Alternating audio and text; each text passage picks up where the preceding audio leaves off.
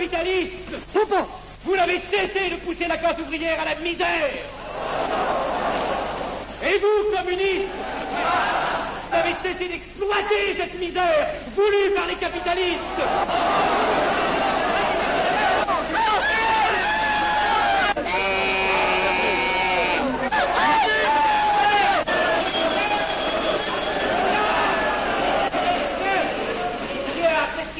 Et vous tous, parlementaires, désuets et périmés, n'insultez pas le parlementarisme.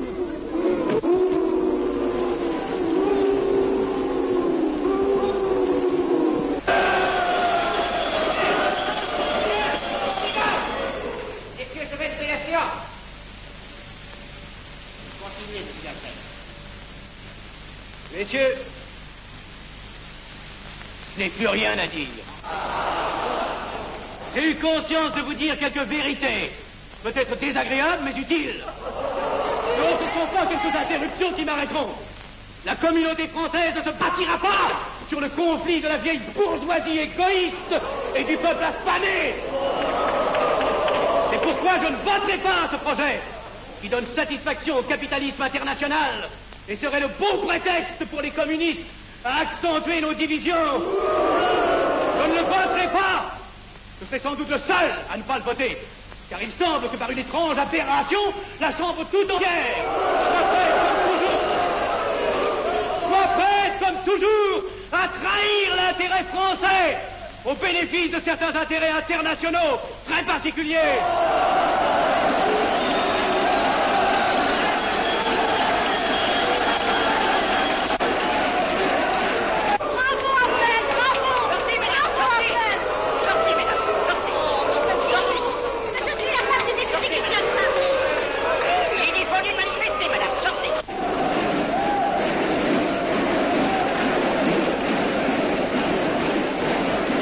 Il a du courage, ce petit Afnel.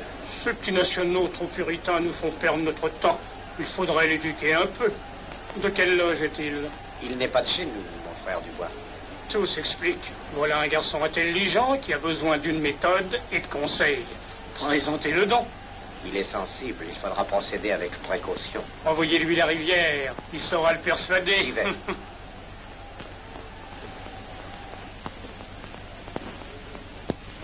Mon cher vénérable, nous avons un service à vous demander. Enfin, dis donc, je vous suis tout dévoué. Le jeune Afnel qui vient de parler assez brillamment devrait subir les épreuves de l'initiation.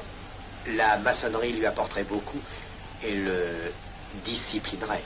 Ne croyez-vous pas? J'y pensais déjà. Nous allons nous en occuper activement.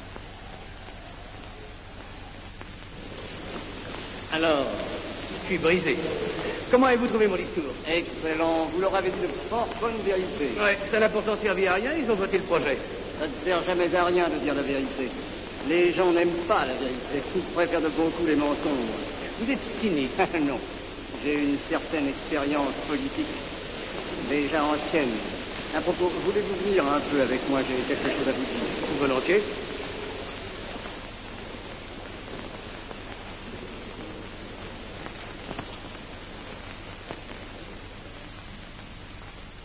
Oui, voyons, je voulais vous dire, si nous reprenions notre conversation sur la franc-maçonnerie, vous m'avez dit l'autre jour que vous étiez curieux de connaître cette association.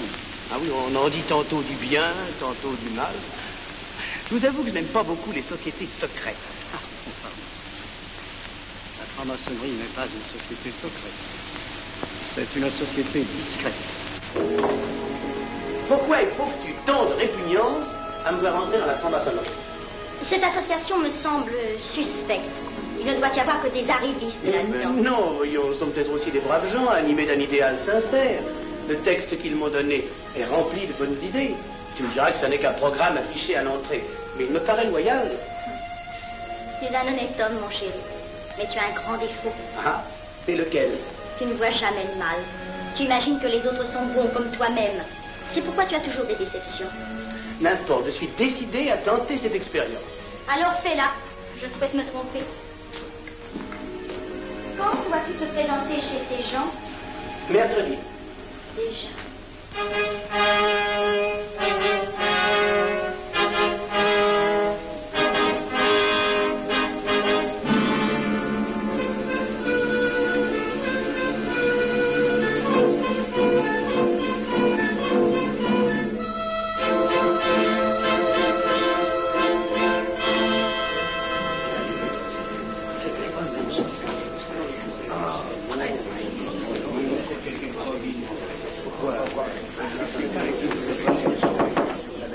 frères, les travaux reprennent force et vigueur.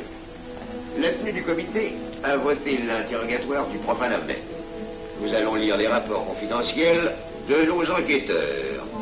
Pierre Avenel, né en 1902 à Laval, a fait sa première communion. Oh, mon frère Godoy, je vous en prie. Mais déclare ne pas pratiquer régulièrement. A même cessé de fréquenter l'église. Très bien. Mais s'avoue spiritualiste.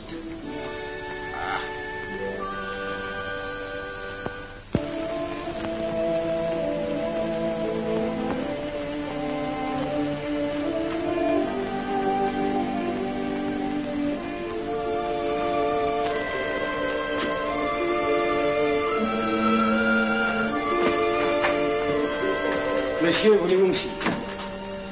Permettez-moi de vous barrer les genoux. Mes frères, le profane Avenel, qui nous est recommandé par notre frère Gainsbourg, vice-président de la Chambre, est député.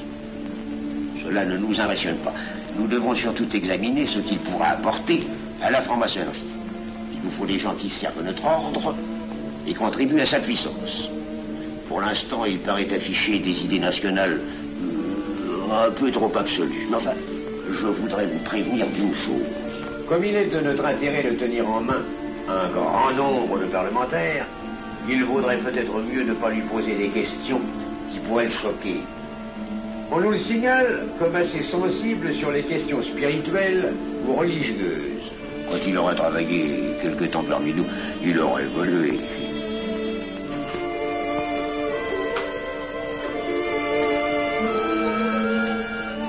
Voilà, le silence le plus absolu, mes frères. Qui frappe ainsi régulièrement à la porte du temple? C'est un profane qui demande à être interrogé, vénérable maître. Faites entrer le profane.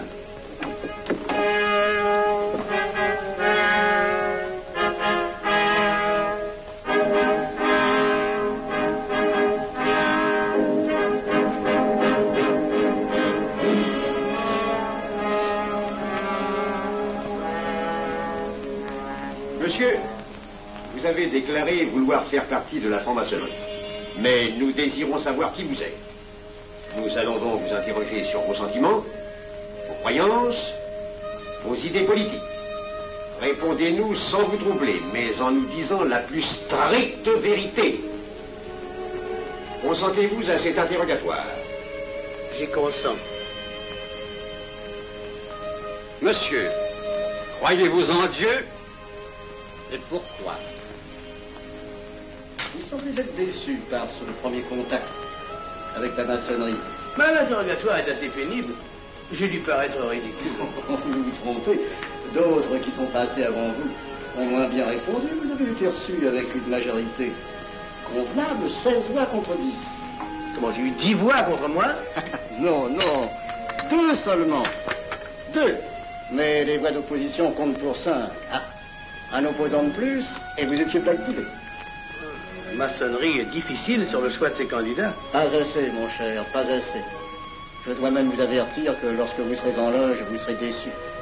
Le milieu maçonnique est épouvantablement médiocre. Vous verrez que vous lui apporterez plus que vous ne recevrez.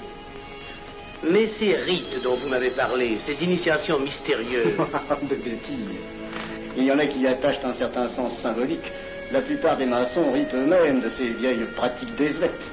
Seulement, le jour de votre initiation, tenez-vous bien, les épreuves de la cérémonie ne sont pas commodes.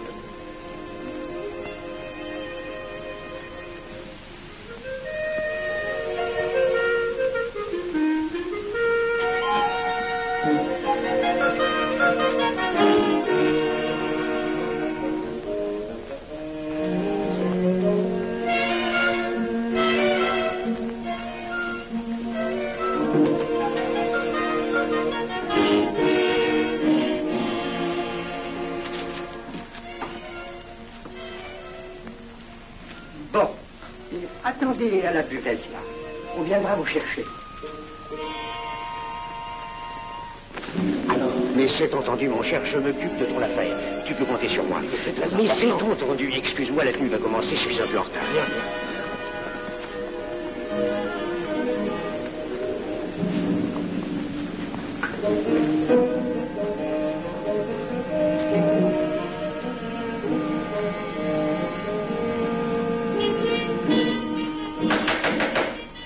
Prenez place, mes frères, nous allons ouvrir les travaux.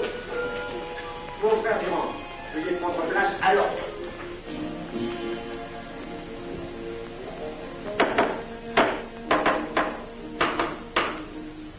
Frère premier surveillant, êtes-vous franc-maçon? Mes frères me reconnaissent comme tel, vénérable maître. Frère second surveillant, quel âge avez-vous? 3 ans, vénérable maître. Frère premier surveillant, quel est le premier devoir d'un surveillant en loge? Vénérable maître, c'est de s'assurer que le temple est couvert. Veuillez vous en faire assurer par le frère couvreur.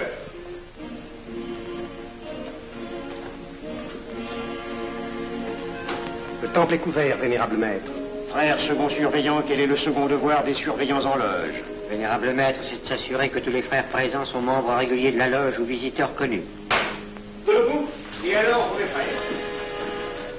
Frère premier second surveillant, assurez-vous que tous les frères rangés devant vos colonnes sont membres réguliers de la loge ou visiteurs connus.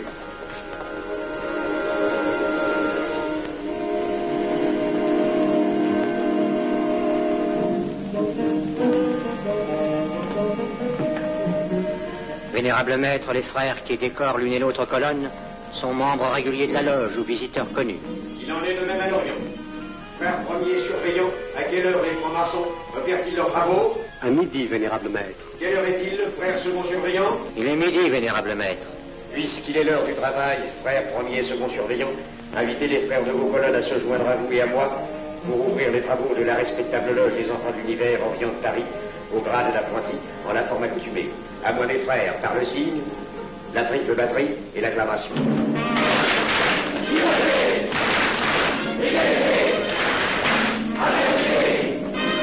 Prenez place, mes frères, les travaux sont ouverts. Mes frères, l'ordre du jour appelle l'initiation du profane Avenel. L'atelier a voté dans une précédente tenue la mission du dit profane. Nous allons donc ce soir le recevoir solennellement. Mon frère couvreur, veuillez aller chercher le profane Avenel qui a écrit son testament philosophique dans le cabinet de réflexion.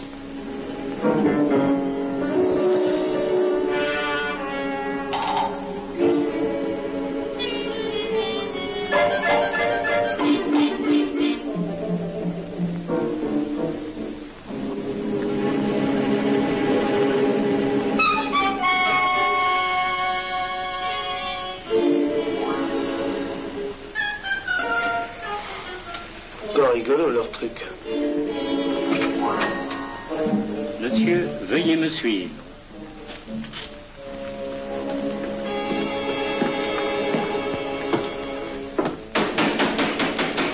Qui frappe ainsi régulièrement à la porte du temple? Vénérable maître, c'est un profane qui demande à être reçu maçon s'il en est jugé digne. Frères, armez-vous de vos glaives. Faites entrer le profane.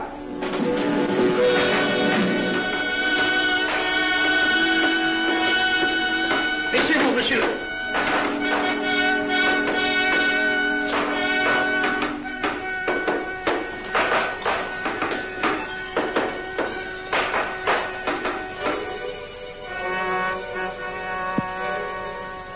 Monsieur, cette épée que vous sentez sur votre poitrine est toujours levée pour punir le parjure.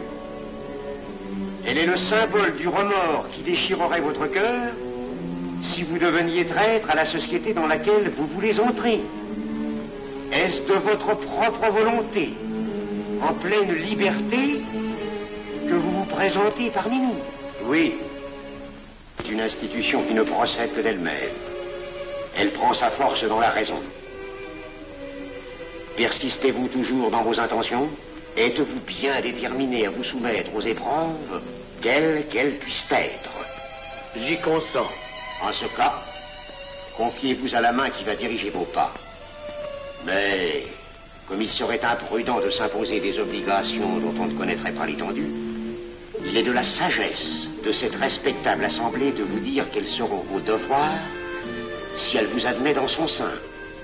Le premier est un devoir absolu de secret sur tout ce que vous pourrez entendre et découvrir parmi nous, ainsi que sur tout ce que vous verrez et saurez par la suite. Je dois exiger de vous un serment, prêté sur la coupe de libation. Consentez-vous à le prêter? Oui. Frère expert, faites approcher le profane. Et vous, maître des cérémonies, apportez la coupe des serments. Présentez la coupe au profane.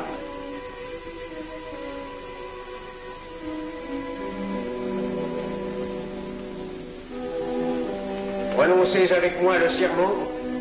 Je m'engage sur l'honneur, au silence le plus absolu, sur tous les genres d'épreuves qu'on pourra nous faire subir. Je m'y engage. Vous devez connaître toute l'importance d'un serment. Si jamais vous manquiez à une parole aussi solennellement donnée, buvez. Buvez! Buvez! Que ce breuvage amer soit pour vous le symbole de l'amertume et du remords que laisserait dans votre cœur le parjure qui aurait souillé vos lèvres.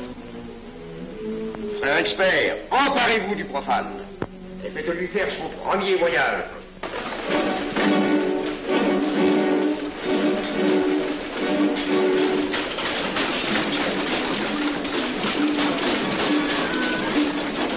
Là, c'est un profane qui demande à être reçu maçon.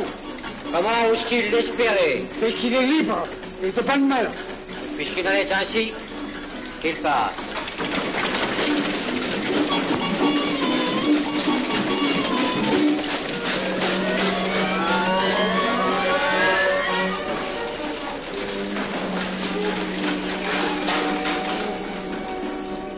Monsieur, le voyage symbolique que vous venez de faire est l'emblème de la vie humaine. Le bruit que vous avez entendu figure les passions qui l'agitent. Les obstacles que vous avez rencontrés peignent les difficultés que l'homme éprouve et qu'il ne peut vaincre ou surmonter que grâce à l'aide qu'il trouve dans ses semblables. Frère expert, faites faire le deuxième voyage.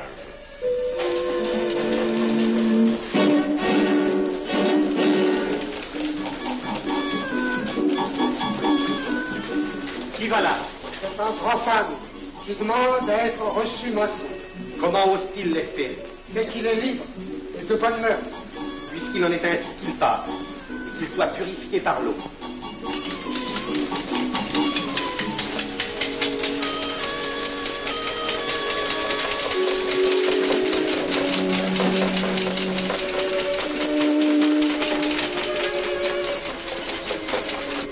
Monsieur, nous avons procédé à l'épreuve de l'eau qui représente l'épuration de votre esprit naissant à la vie maçonnique. Votre cœur doit être limpide comme l'eau pure. Frère expert, faites faire le troisième voyage.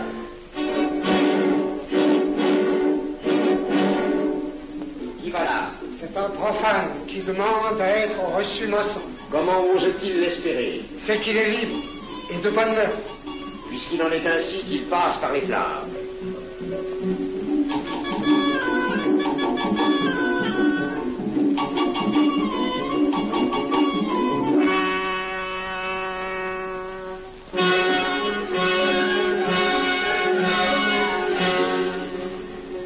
Monsieur, les flammes dont vous avez été environné ont achevé vos épreuves.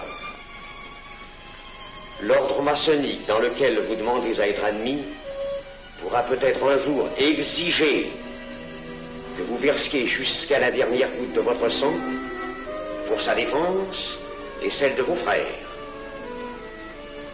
Je vais maintenant vous faire prêter serment à la franc-maçonnerie. Frère expert, amenez le profane à l'autel. Mes frères, debout, à l'ordre et glaive aux mains.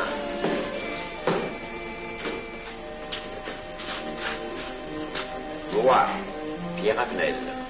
Moi, Pierre Avenel, de ma propre et libre volonté, de ma propre et libre volonté, en présence de cette respectable assemblée de maçons, en présence de cette respectable assemblée de maçons, je jure et promets solennellement, je jure et promets solennellement de ne jamais révéler aucun des mystères de la franc-maçonnerie qui vont m'être confiés, de ne jamais révéler aucun des mystères de la franc-maçonnerie qui vont m'être confiés.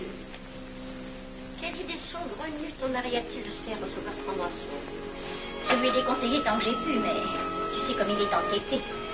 Il va se trouver dans un milieu d'arrivistes si médiocre. On l'a pourtant bien prévenu. Pourvu qu'il ne lui arrive rien.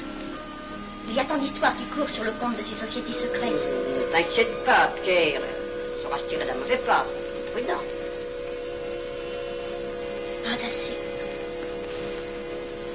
Monsieur, le serment que vous venez de prêter ne vous donne-t-il aucune inquiétude?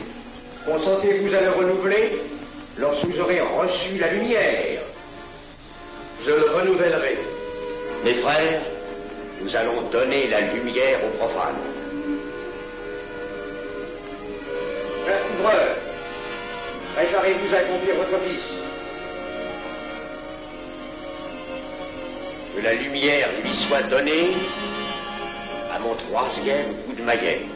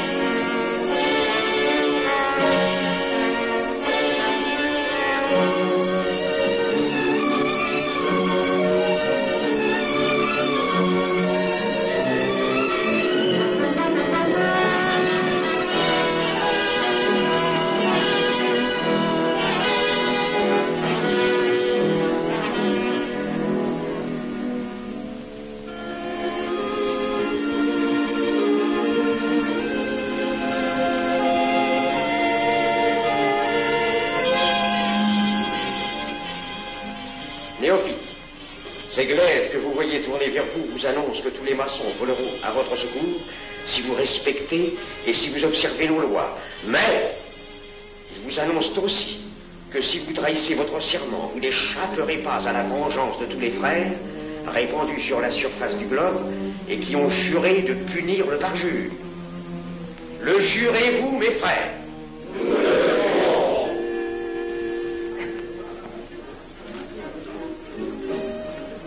Mes frères, à la santé de notre nouveau frère. À votre santé.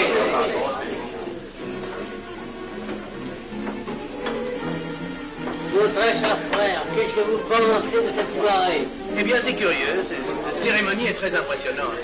Mon cher frère, pourrais-je vous laisser ma carte au cas où vous auriez besoin de mes services? Je vends de tout. De la bonne tripe, des chaussures, du savon à des prix invraisemblables. Tu permets, mon cher Lévi-Stein? Je t'en prie. Mon frère Avenel, nous allons bientôt nous mettre à contribution. Oui, un de nos amis de notre loge voudrait un bureau de tabac.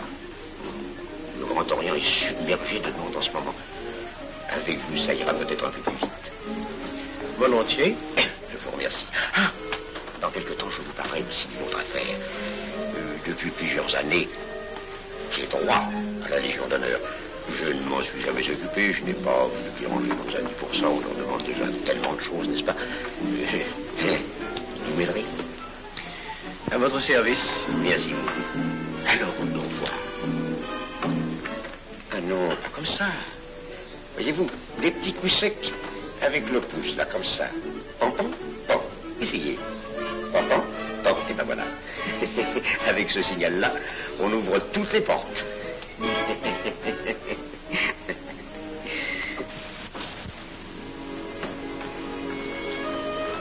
Alors, content? Bon. Tu as l'air contrarié. Oh non. Déjà déçu? Pas encore. Tu me raconteras la séance. Ah, j'ai juré de ne rien dire. Même à moi? C'est que c'était pas ridicule. C'était étrange.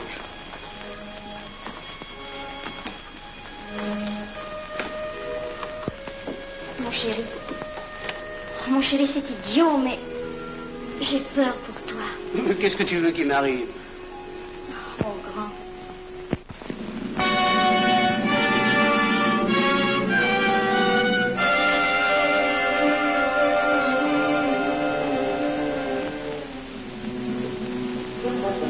Mon très cher frère Abnel, vous êtes député. J'ai un service à vous demander. Tous les détails sur la filouterie. Mon très cher frère, si vous pouviez m'obtenir cette place, vous me feriez plaisir. Mon cher, donnez donc un coup de téléphone au préfet, qu'il m'ôte cette contravention. Demandez la liberté, le scandale fascinateur. Mon très cher frère Abnel, j'ai besoin d'un bon témoin de moralité dans un procès. C'est un de nos frères qui passe en correctionnel. Il est bien un peu coupable, mais avec un peu d'appui. Et pour manifester cette solidarité maçonnique, je suis sûr que vous voudrez bien vivre. L'arrestation du banquier Charles Lévy. Le crime des banques coopératives. Un nouveau scandale financier. Il faut l'exclure, c'est une fripouille. Oui, évidemment, c'est une fripouille, mais puisque personne ne le sait, nous pouvons le garder parmi nous. Non! Mais je comprends très bien vos réactions, mon cher Abnel. Mais tenez, je vais vous citer un exemple. J'ai vécu pendant 20 ans en maçonnerie avec un frère que je considérais comme un escroc. Ben, je n'ai rien dit, parce que c'était un excellent maçon. Nous ne sommes pas du même avis.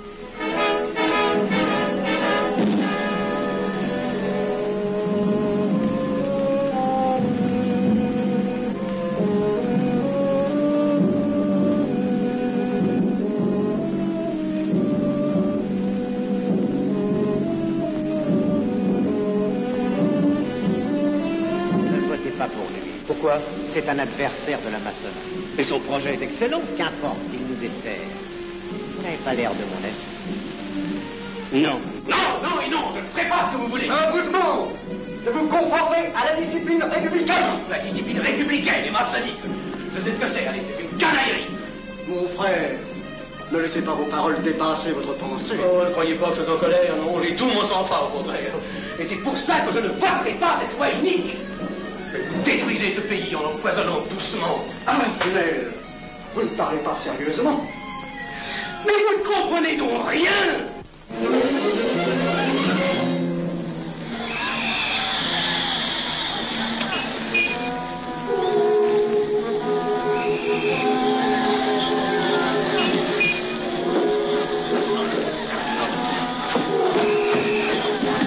Que se passe-t-il? Regardez.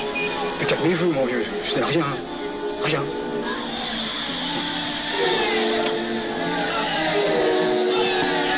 Que croyez-vous qu'on doit faire? Rien. Surtout rien. Dans de pareils cas, il faut attendre. Et croyez-moi, il n'y aura pas d'incident. Tous ces gens vont rentrer se coucher. Ils sont fatigués d'avoir crié.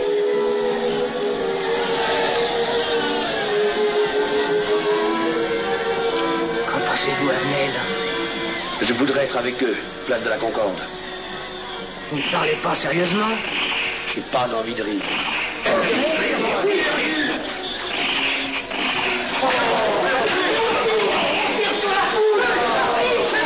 Vous arrêtez ça, oui, non? Mais il faut arrêter ça.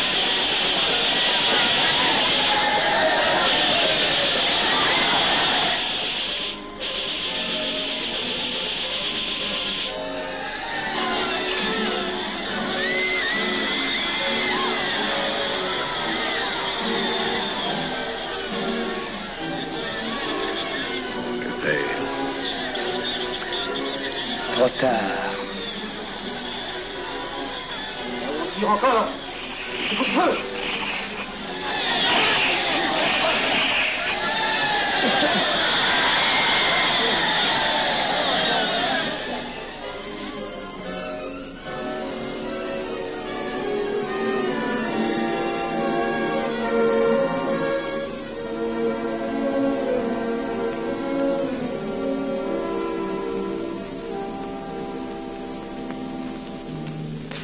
Messieurs, nous avons établi définitivement la liste des membres de la commission d'enquête. Tout le monde est bien d'accord pour la soumettre au vote de la Chambre. Pas d'objection? Le projet est accepté à l'unanimité. La séance est levée.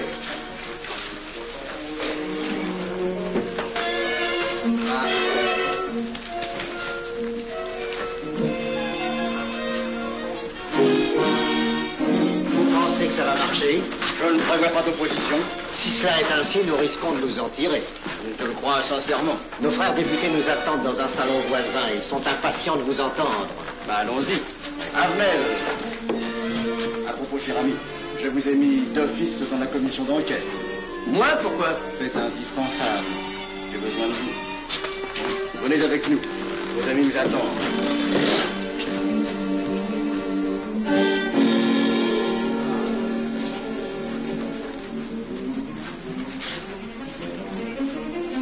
Mes frères, puisque nous sommes entre nous, je puis vous dire bien confidentiellement que nous allons traverser ces événements graves sans trop de dommages. La commission vient d'accepter tout à l'heure les listes que nous avons proposées pour la commission d'enquête. Beaucoup de nos adversaires en font partie, mais dans l'ensemble, les maçons sont encore en majorité. Rassurez-vous donc, ni la République ni la maçonnerie ne sont perdues. Elles ont traversé une crise grave. Elles sortiront renforcées de cette épreuve. Merci.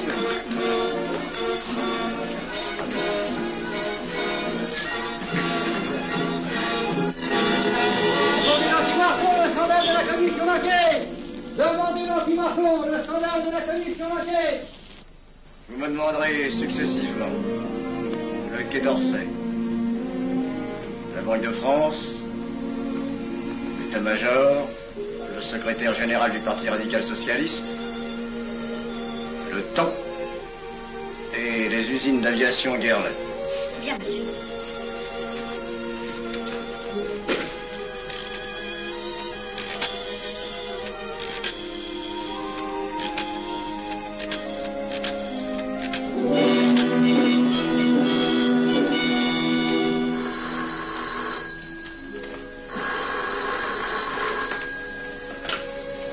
Allô, le chef de cabinet du ministre. Allô? Mais oui, passez-le-moi. Lui-même, à vos ordres, votre très cher ami. Je ne peux rien vous dire par téléphone. Il pleut. Vous me comprenez? À merveille. Alertez tous nos amis à l'étranger. Qu'en aucun cas, on ne parle de nous. Silence. Compris. Allô, ici Général Maisonnat. À vos ordres, mon cher Larivière. Je compte sur vous, mon cher général, pour que l'armée ne varie pas politiquement. Elle doit rester divisée, avant tout. Ne craignez rien, j'ai déjà procédé à des changements importants. Tous les officiers suspects d'être contre nous ont été éloignés de Paris et séparés les uns des autres. Mes frères, il est indispensable de franchir cette mauvaise passe. Il ne faut pas trop de mouvement de bourse. N'est-ce pas, mon frère sous-gouverneur? Nous maintiendrons la monnaie. La presse de droite doit essayer d'attaquer la presse de gauche. Pendant quelque temps. Pour donner le change. C'est entendu.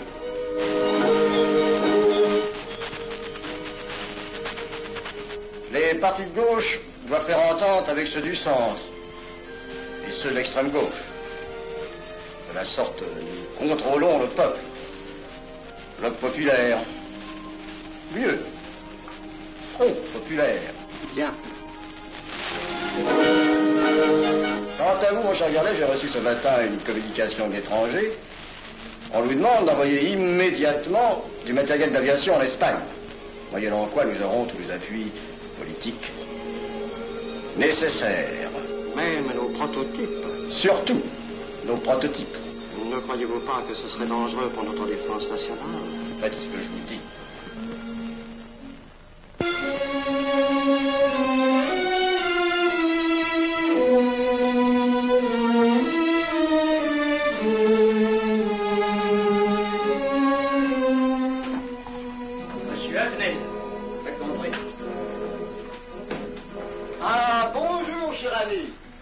Comment on va? Bien, merci. Ah, je vous ai fait appeler. Que se passe-t-il? On ne vous voit plus. Vous le boudez? Oh non. Cigarette. Non, merci. Dites-moi, pourquoi avez-vous refusé de faire partie de la commission d'enquête? Oh, j'ai beaucoup de travail en ce moment et je fais déjà partie d'autres commissions. Avenel, répondez-moi franchement. Ce n'est pas parce que nous avons eu l'autre jour une petite discussion bien fraternelle?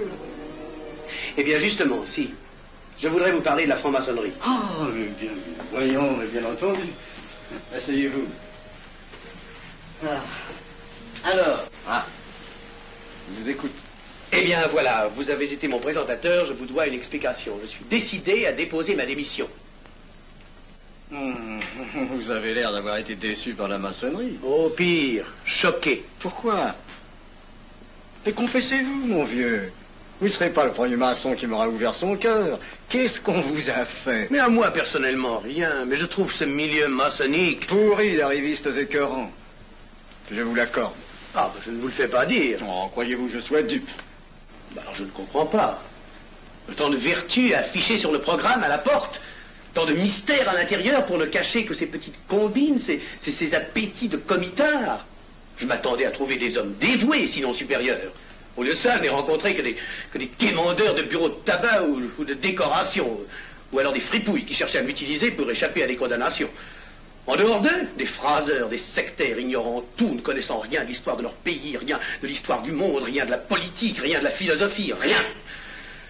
Ah, des cerveaux vides, mais des dents longues, et des langues folles. Et c'est cela qui gouverne la France.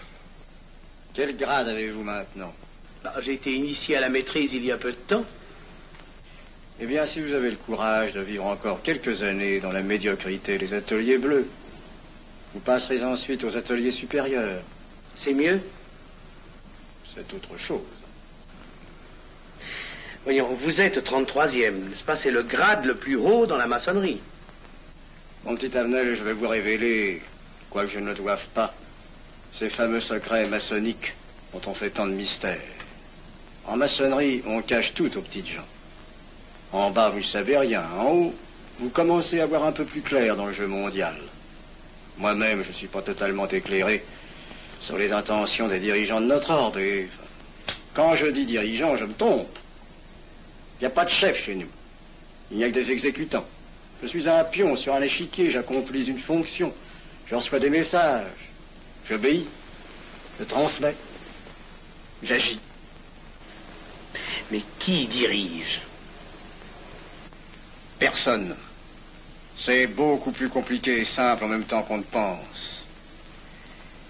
Qu'est-ce que la maçonnerie?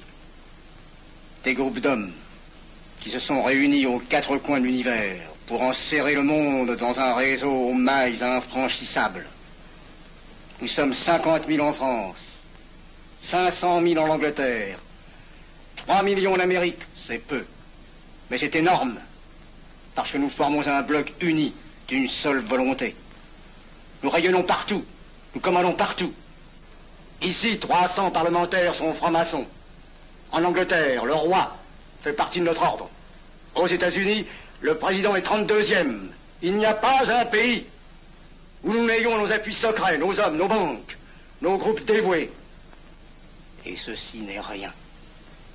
Je ne vous montre là de la maçonnerie que la puissance physique. Il y a peut-être autre chose. Mais quoi? Une doctrine supérieure. Une antique expérience des forces du monde qui nous permet de pousser les peuples tantôt vers la vie, tantôt vers la mort, quand il le faut. La mort? Je croyais la maçonnerie attachée à la paix. À une certaine paix. Notre paix. Sinon,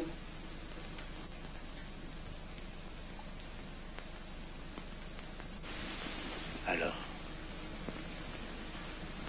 cette démission? Je vais réfléchir.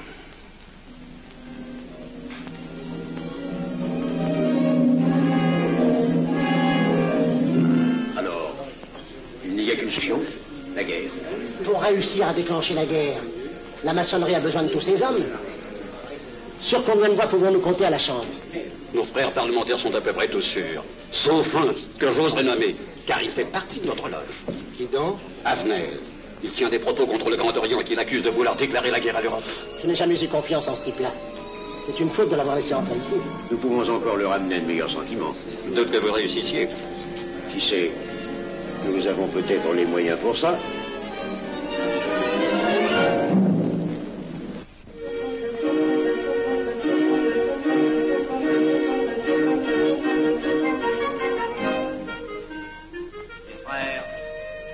L'aviation allemande n'a pas d'appareil.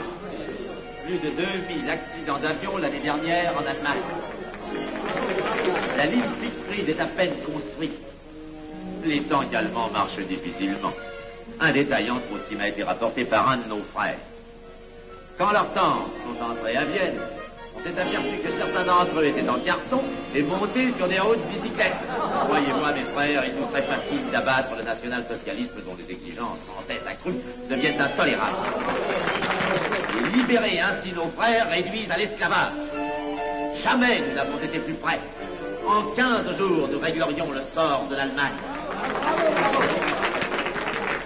Notre loi régirait l'Europe définitivement. Notre victoire est sûre. C'est faux. C'est faux. Silence. Ce que dit cet homme est faux. Mon frère, je vous rappelle alors, vous n'avez pas la parole. Je le sais. Je suis député et membre de la commission de la défense nationale. Je ne peux pas laisser se prolonger un discours aussi manifestement erroné. L'appréciation de monsieur... De notre frère, Liechtenstein. Oui, si vous voulez. Sur l'état de l'armée que possède l'Allemagne sont des mensonges. Et ajoutez-vous à cela la stupidité. Et pourquoi vouloir une guerre entre l'Allemagne et la France? Mon frère, vous n'avez pas la parole. Peu m'importe. Mais je tiens à dire qu'aucun motif réel de conflit ne peut être invoqué. Vous le direz tout à l'heure, après l'exposé de notre frère. Non, je le dirai immédiatement, avant d'entendre des stupidités bellicistes. Mais vous tous, maçons, vous poussez à la guerre.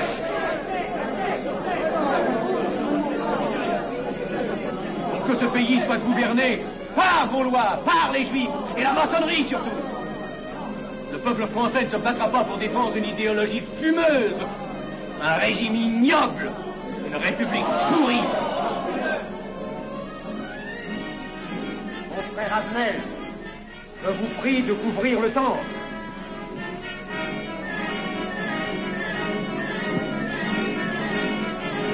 Vous êtes tous des menteurs et des faussaires. Tout chez vous n'est qu'une sinistre comédie.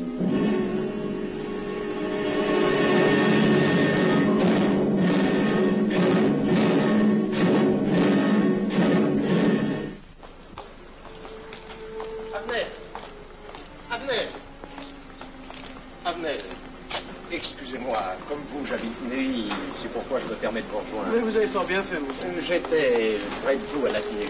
Je voulais vous féliciter. Oh, merci. Vous avez très bien fait de leur crier des vérités. Ce sont des fous. Malheureusement, il est impossible de leur faire entendre raison. Les événements sont pourtant indiscutables. Oui. Dites-moi, j'ai des documents confidentiels sur l'action actuelle de la maçonnerie qui peut-être vous intéresseraient. Des documents? Oui, des documents. Vous êtes député, il serait utile et urgent que je vous les communique. Mais je crois bien, où sont-ils? Chez moi, pas très loin d'ici. Si vous avez quelques minutes. Et volontiers, allons. Alors, qu'est-ce qu'on décide? Pétard ou couteau? Le couteau, ça fait moins de bruit. Attention, les voilà.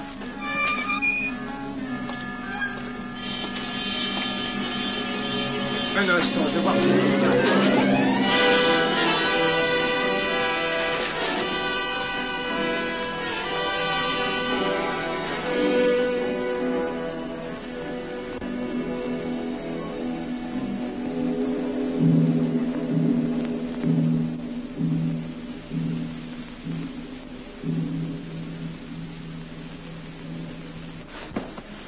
Ne t'inquiète pas, mon chéri.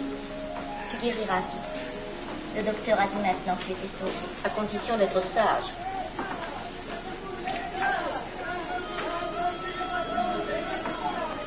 Qu'est-ce qu'on entend? C'est la mobilisation générale, mon chéri. Quoi, la mobilisation? Ne t'agite pas, je t'en supplie. Je n'aurais pas dû te le dire, mon Dieu.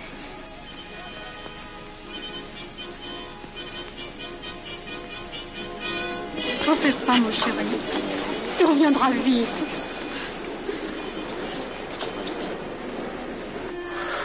Les brutes.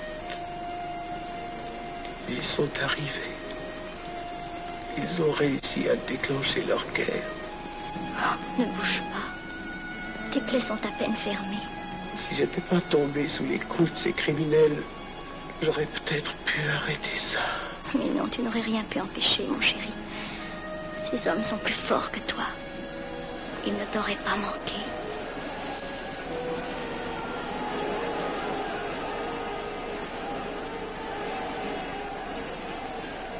Qu'est-ce que c'est?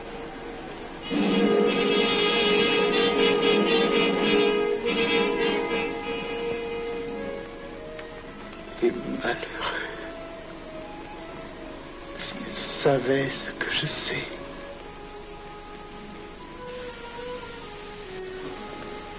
Mes frères, nous pouvons affirmer en toute sérénité que la franc-maçonnerie universelle a présentement atteint son but. Cette guerre qui est la nôtre est déclarée. Elle doit aboutir au triomphe de notre ordre. Il importe que le monde soit définitivement gouverné selon nos méthodes et par nos idées. Debout et alors. Frère premier surveillant, à quelle heure ferme-t-on les travaux? À minuit, vénérable maître. Quelle heure est-il, frère second surveillant? Minuit, vénérable maître.